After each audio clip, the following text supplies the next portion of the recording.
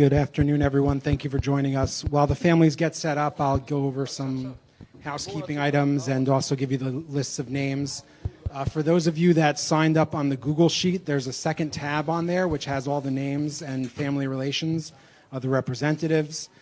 Should there be a siren, if you head out this door and make a right just past the elevators and then another right into the stairwell, the stairwell is the place to gather. That's the protected space. So I'll go through the names now while we wait for our final families to arrive. Meirav Raviv is a family relative and the spokesperson for Kibbutz Nir Oz. And Meirav is representing Ohad Munder, age 9. Yifat Zayler is the aunt of Ariel and Kfir Bibas. Ma'ayan Zin is the mother of Ella and Daphna Eliakim. Moran Aloni is here on behalf of Yuli Aloni Cuneo, Emma Aloni Cuneo, and Amelia Aloni, and he is the uncle. And Hadass Calderon is here on behalf of Erez and Sahar, and she is their mother.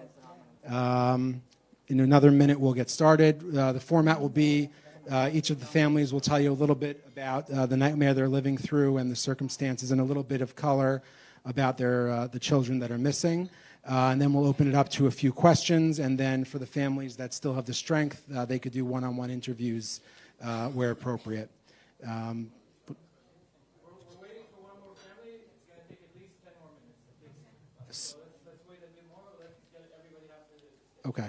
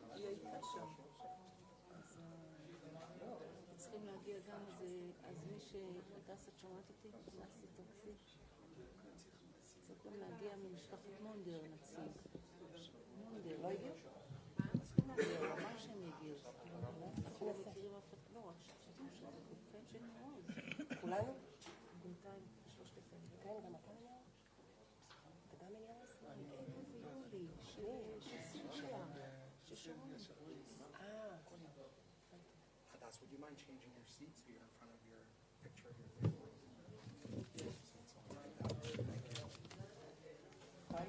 Why does it matter? Just so that they get a photo with you, finish person in front of their family.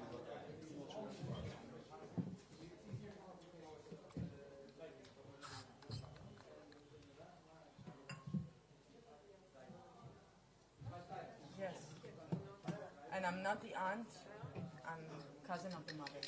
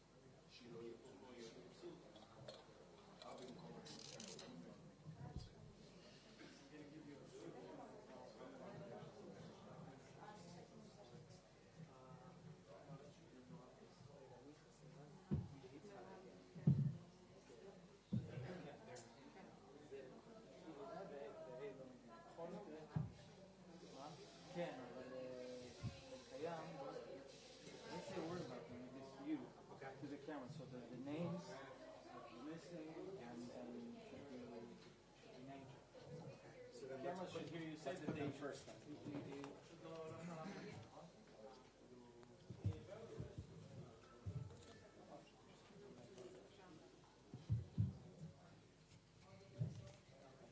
Yeah, fine.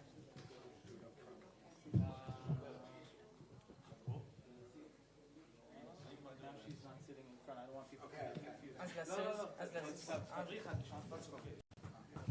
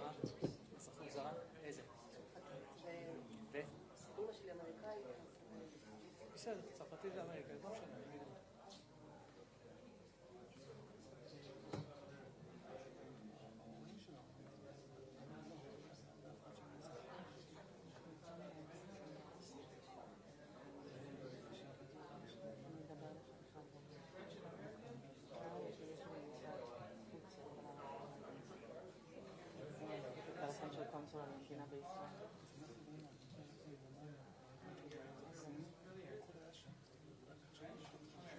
אז מה שצריך עכשיו, בזמן המשבר הזה, צריך בחירות בארגנטינה השבוע, אבל זה צריך להתארגן.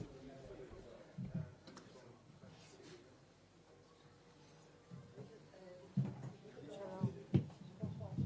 אני יפעת, בדודה של שלי. הייתי עם פרי.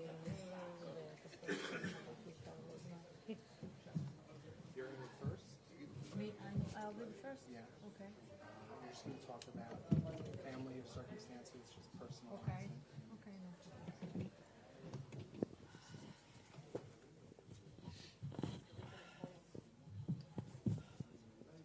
Is this one? Yeah, I'll introduce. שגית?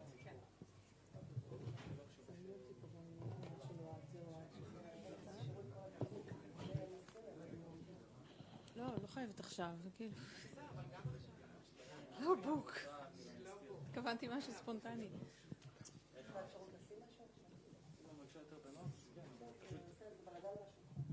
כן, העניין הוא שמה שמסתיר זה התמונות של היקירים. ואז כשאת מדברת עושים חיבור לא נכון עם ה...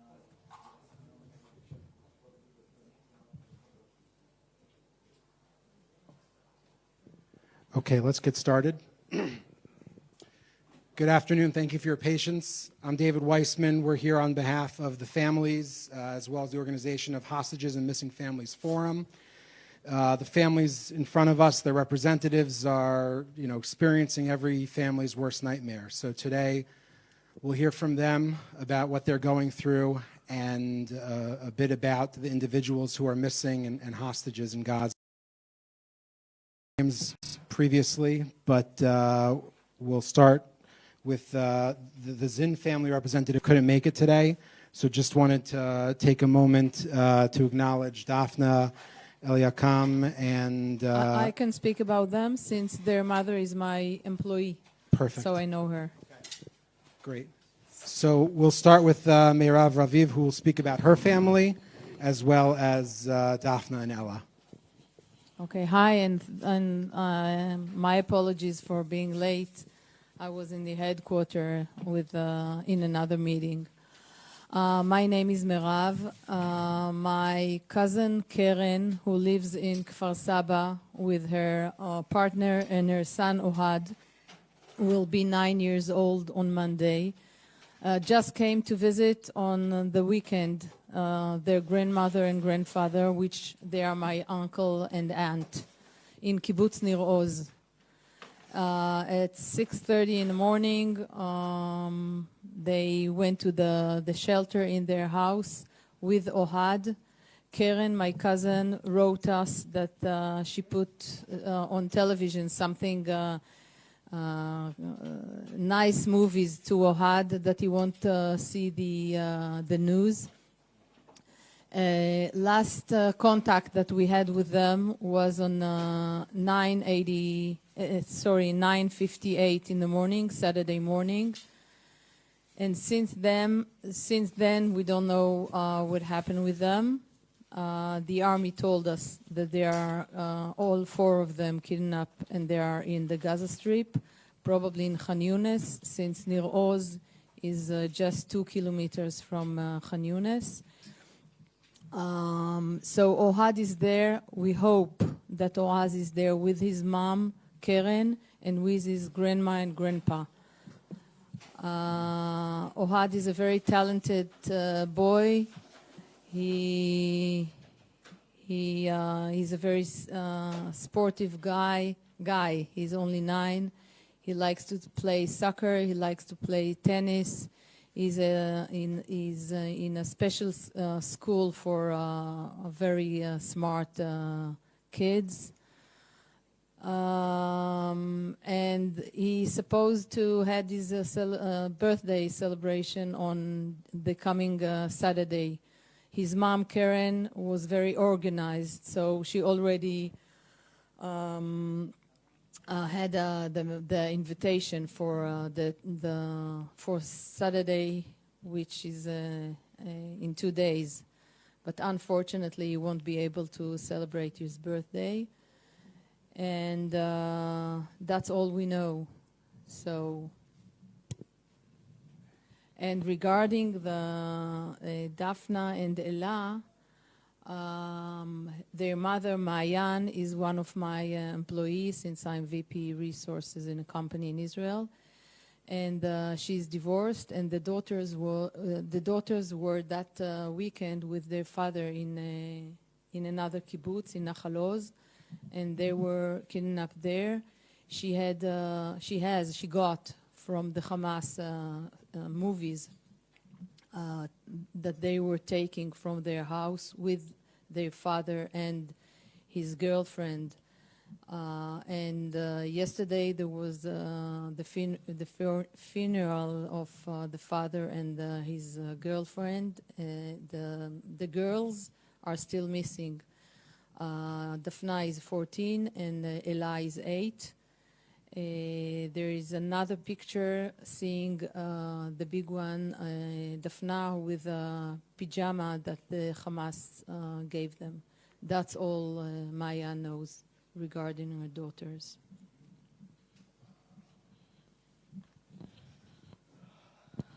Hello, my name is Ifat. Saturday morning, October 7th, my cousin Shiri, alongside with her husband Yarden, the two beautiful children, Ariel, 4 years old, and Kfir, 9 months old baby. Her parents, Yossi and Margit Silverman, my aunt and uncle, were all kidnapped by Hamas terrorists into Gaza. I received a video, I live in Tel Aviv, I received a video around 10 o'clock in the morning, Saturday, of my cousin holding her 2 redhead babies, covered in a blanket. I'm sure you've all seen it by now, surrounded by terrorists, covered in blood, not their own. This is the only sign of life that we have from them. Tomorrow will mark 14 days, 2 weeks since this happened. Actually, since yesterday, you can say Kfir is 10 months now. He was born on January 18th. I don't want to sit here in 2 months' time in a press conference celebrating his first birthday. I'm sorry. On Monday, we received a photo of Yarden, their father, being driven into the Gaza Strip on a motorcycle. He's severely injured in his head. We know nothing. We have no photos of my aunt and uncle. We only received a confirmation that they're not among the dead, and they're probably there as well. My aunt has a severe Parkinson's disease. She's without her medication. I don't know if Kfir, the baby, has formula. He doesn't eat food well yet to survive. This is torture. There are innocent civilians, innocent children in hard conditions. They're not a pawn in a game or a war. They need to be released, and released now, yesterday. This is crazy. This is a nightmare. I'm sorry.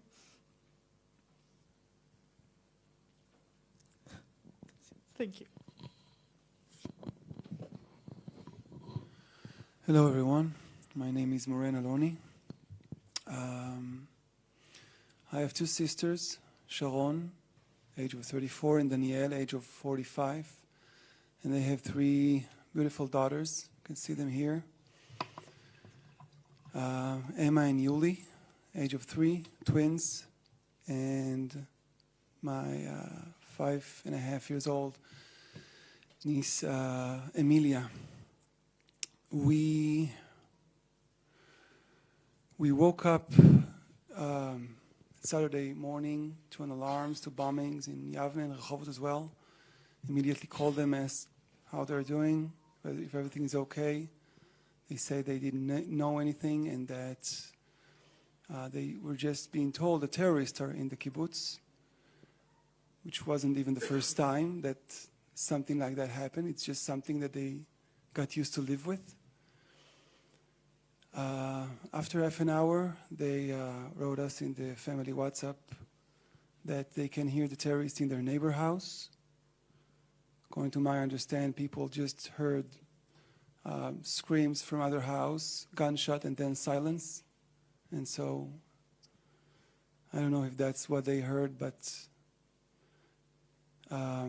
after another 30 minutes, they texted us that they can hear the terrorists in their house. They were in the safe room.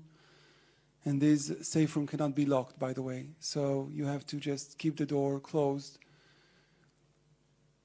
They said, we don't know if we're going to make it. We love you. After 1 hour or so, and we are going crazy, feeling so helpless, unable to do anything, we try to call everyone we know that has some sort of a relation to the authorities. And around 11, my sister sent a chilling voice message saying that they are burning the house and smoke is getting in under the mamad door, and they don't know if they're going to make it, and that they love us. 20 minutes later, she sent me a text, 2 messages saying, help, we're dying. We had no idea what's going on with them for many hours after that. And evening time, we got a hold of David's family. They all lived there. And he said that the army went door by door and they were looking at the safe room and they couldn't find anything. The day after that, we saw David in one of the video clips that Hamas released, being carried on a truck of some sort. He was holding someone, I don't know if it was my sister's head or one of the twins, and we think we saw my sister Danielle and her daughter Emilia, but we don't know. It was from the back, so I don't know if to call it wishful thinking. A day after, we got in touch with one of the survivors who mentioned that during her kidnap/escape, she met David, Sharon, and one of the twins on that truck, and that David said that he was sure that he got out from the mamad with 2 babies. And he got into the truck when only one in his hands. And so that was Monday, last Monday. On Friday, we got an official notice that all the 6 are confirmed to be kidnapped. And that's what we know today as well. I'm joining the other families in saying that the conception that these are freedom fighters, this is not freedom. These are fighters, these are terrorists, and they are grabbing children, mothers, unarmed men, and they are doing God knows what to them at the moment. They need to get out of there now. Don't negotiate anything, they just need to release them, because otherwise they are lower than animals. Thank you.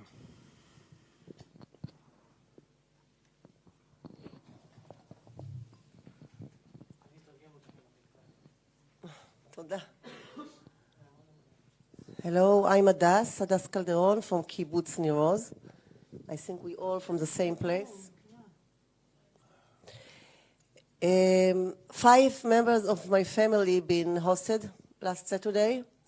My mother, my niece, my boy, Erez, 12 years old, my daughter, Sahar, 16 years old, my ex-husband, Ofer, 52 years old. 2 days ago, we celebrate my mom's birthday without her, yeah? We celebrate, and we had a lot of hope. She was 80 and a wonderful woman. Yesterday, we got a message that she and my niece, Noya, she have special needs, autism. They've been together. They've been murdered. We don't know. We think our bodies were, they've been murdered out of Israel. We think it was in Gaza. We don't know exactly the details. But now, actually, I have to sit 7 days and regret for them. But I don't have time, sorry, because I have to save my children's life, and I have to fight for the children and elderly and the other citizen who's still alive. So I can't even sit 1 minute and have the moment to cry and to pray for them. Our kibbutz Niroz had an awful massacre, pogrom, horrible hell. Our kibbutz is really disappeared. After the murder and everything, they burned all houses, most of the houses. We don't have home to go back. But I don't care about home. I don't care about my stuff. I don't care about my garden. I don't care about my albums. I don't care about nothing. I don't care about my clothes. I care for one thing, and I think this is the most important here. We have to release the children and the elderly people immediately. Now, I'm a simple woman.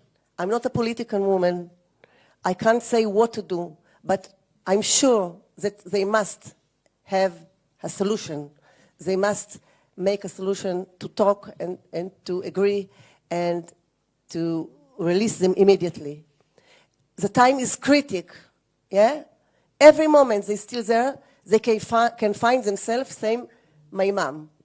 She was alive 2 days ago. I don't want them to find to be in the same situation. Every moment, it's huge danger for them. We have currently a very small window of opportunity now, and we must use it. And I can tell my story again and again, and I think we all have same, different, but quite same stories about the pogrom we had and how it's happened, you know.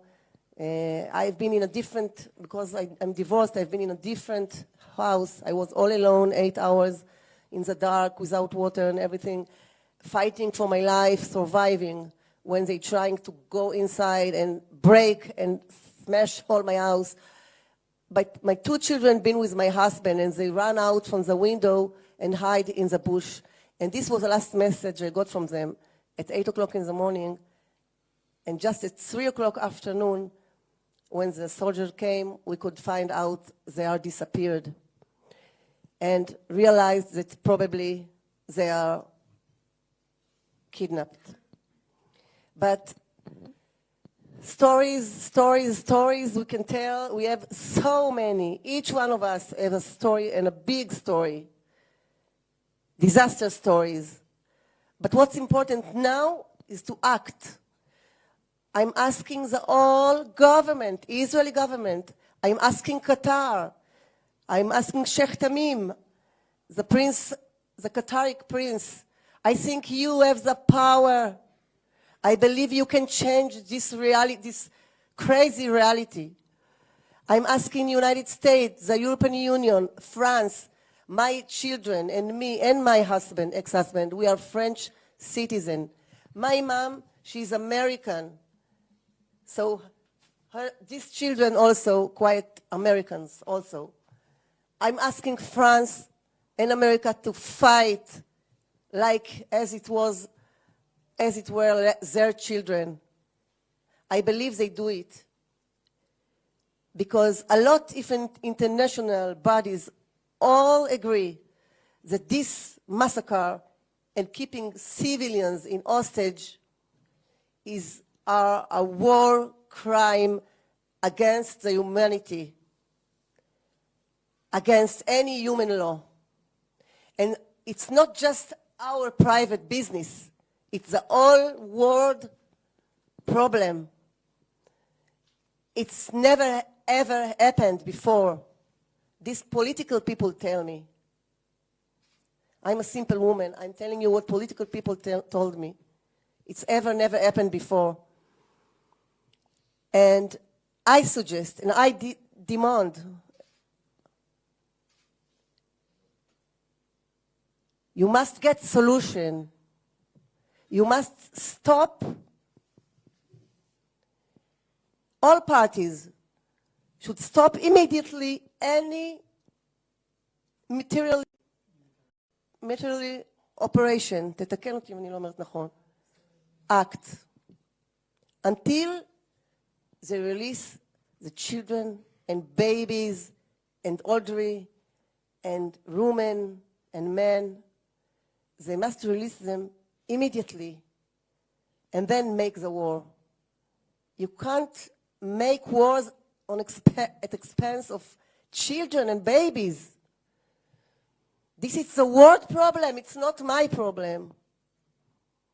The whole world have to scream and to ask for humanity. And I think, and I pray, and I begging, and I ask, even Hamas, this moment you have the opportunity to show that you still have humanity. So do it. And the government, stop fight, stop the military action. Military action, sorry for my English. And bring our children home. Now. We're waiting for them. We're crying for them. Every night we're crying and pray for them. But they're still in very cruel hands and merciless hands. Who can I trust? I'm asking the whole world and your voice to scream till the sky is open. Bring our children home. They are not soldiers, they are citizens. They have been picked by pajama from their bed, from their protect house. Can you imagine that? You're staying in your house, the most protected place, and then with your pajama you get murder or burn. A lot of families just disappeared. Families with babies and children are not here anymore. But I can't do nothing about the dead. I can do about the life. We have 203 hostage still there. How can you still fight? They are in the middle of the war.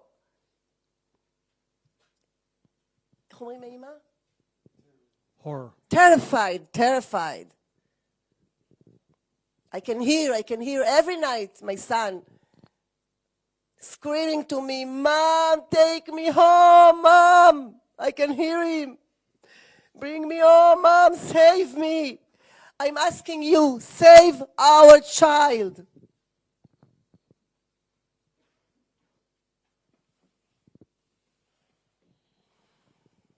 I would like to add that what important is that Hamas is like ISIS. That's what you should understand. They are worse than ISIS and Al-Qaeda.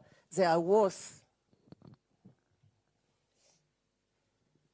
Okay, well, thank you so much for sharing your stories. We'll open it up for a few questions. Raise your hand, just give us your name and the outlet you're with, and then you can ask your question. Thank you. Thank you very much for sharing your stories. I'm Jared Mousen with the Wall Street Journal. My question is, the Israeli government seems to be focusing on the military response going into Gaza to get rid of Hamas. Do you think that the government is doing enough to bring the hostages home, and are you concerned about the safety of the hostages during an eventual military operation?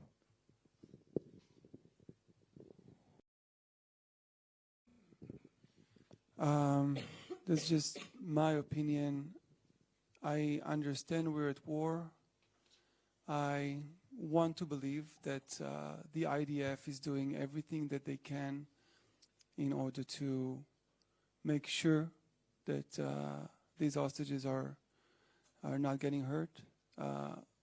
I know that the military is doing what he has to do, but my prayers are that they are not putting our families at risk. And again, if we're going back, and I'm joining, you know, the calling of the other families, stop now and release all children, babies, elderly, women that are not part of this war.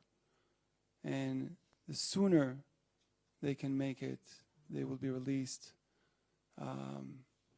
I think, I know we'll be able to get on with our life and try to recover from wherever we are going to get back.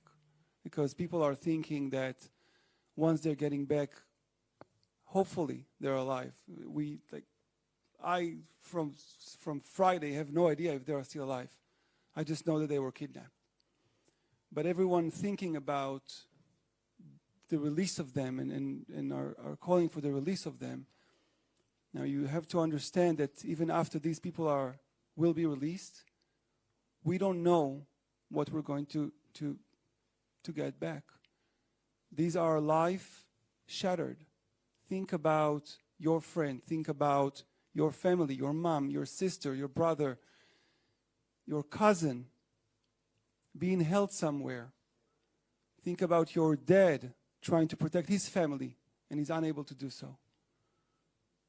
So this is, yes, obviously we are concerned about the fighting there. We are focusing on trying to bring our families back. Any other questions?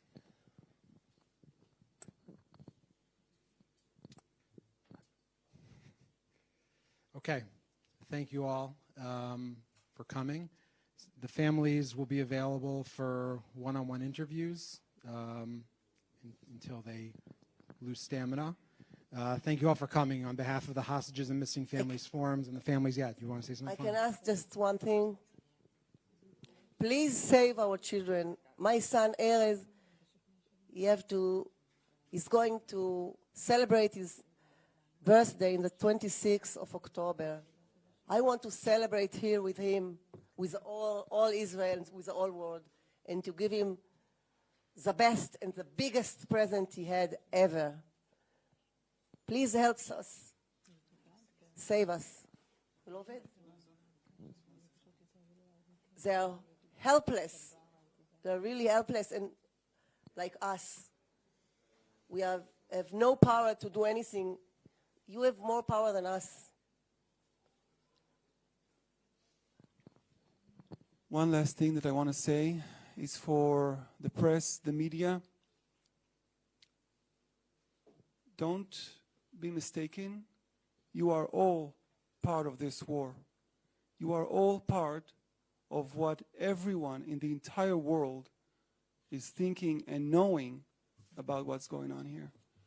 It's your role to think about this situation and think about how you as people would act and how your hopes would look like if this happens to you. We have no other medium in order to communicate this to the world. You are the only one that can help us here. Thank you very much for your support and your help We appreciate and will never, never, ever forget any help. Pray and act. Thank you very much.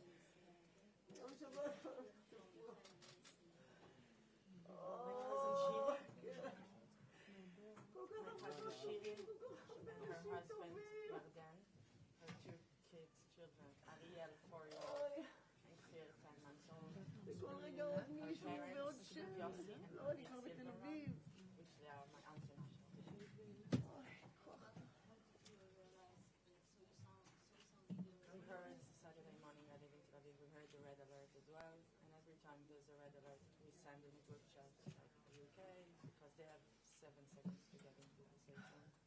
I have a minute and a half. And everyone was responding, and around 9 o'clock I received a phone call from my elder cousin, Dana, Shiri's sister, and she says, something happened to Shiri. I can't tell you right now, because she was in the safe room as well, where she lives. With her children, and she didn't want to cry. Oh, baby! Help me find my family. Half an hour after, I received a video taken by Hamas of her being kidnapped, holding her 2 redhead babies with a blanket. She looks terrified. We don't see her husband in that video, so we don't know. We didn't know then.